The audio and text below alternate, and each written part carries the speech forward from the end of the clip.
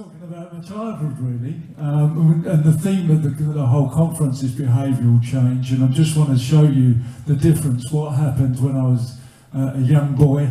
You know, my first experience, my first drug of choice was football, then picked up alcohol when I was injured at 17, progressing 12 years of drinking, 11 and a half, those that didn't want to give up, but the denial was so strong, this illness was so strong.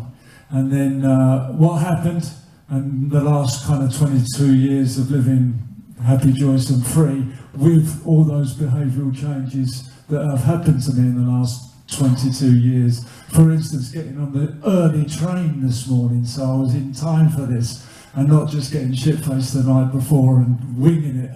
You know, I don't do that today. But as a kid, I was really scared. Like I say, I had the worst attendance at the school, and I couldn't do it. And there was the book was going around the class, and I remember I was sitting there, all unconscious. This is stuff that I've learned now in the last 22 years. But at the time, I'm just unconscious to all these thoughts and feelings.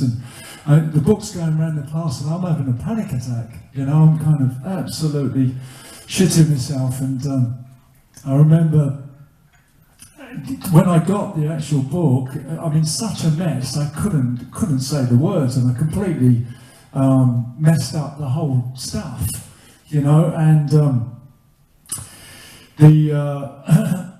because of that, I said wheelie instead of really, and that was it. I was the wheelie boy, and for the older kind of people in the room, maybe there was Charlton the Wheelies, the TV kids, and all the kids were like taking them in. I was so sensitive to all this stuff. It really went inside, and my family, what we did, we didn't talk around, you know, we didn't have a nice dinner of an evening and talk about your thoughts. And if at school today, Tony, you know, what we did, we shoved it in a box. What I did, I shoved it in a box and buried it as deep as I can. All trauma. I won't go into the family stuff, but all trauma, shove in a box, deep as I could. And football was my escape. You know, it did psychologically, emotionally, I didn't have to do anything. I was free as a bird. I was out there kicking the ball, so I did that instead of facing the fear and going to school and doing all that stuff. And one more kind of example to show you how I was around that period is that there was I was doing 100 headers on my head. I remember I had a girlfriend called Juicy Lucy, because it was safer in my head than it was real life. I couldn't do real life. I couldn't do interactions. I couldn't do school. I couldn't do thoughts and feelings. But I'm doing 100 on my head. And Catherine Oxon and her mate walks past. I'm about 15, and she goes, "Oh, I want to go out with you." I'm like, "Oh!" And we walk round the block.